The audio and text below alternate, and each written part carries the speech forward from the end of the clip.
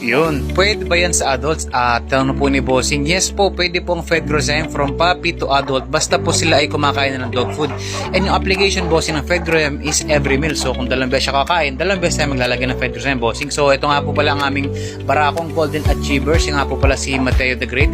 At papakain natin siya, nadedemo natin with Fedrozyme, Bossing. So ito yung ready nating dog food kasi medyo marami. Kaya kukuha pa tayo ng isa pa natin papakainin ngayong araw na to. Ito yung pangalawa natin, Bossing, si Rexar o si Popoy. Siya nga po palang aming alagang Rottweiler. Siya po ay 7 years old Rottweiler na mabait naman po. Medyo sutil lang pero majority mabait naman, idol. So huwag natin patagalin, Bossing. Ready natin kung paano mag-ready ng Fedrozyme. So ito yung pagkain nila. Hatiin natin, hating kapatid, Bossing. So yan, lalagyan natin yan ng Fedrozyme, Bossing. Nga pala, yung Fedrozyme po, ginagawa niya, tinutulungan niya mag-digest yung alaga natin. Kasi ito yung may digestive enzyme plus probiotics, Bossing. So talagang more on digestion yan. O sa pagkain na ito, lalagyan natin 3 kurot lang. Tapos napakatipid pa. Pakurot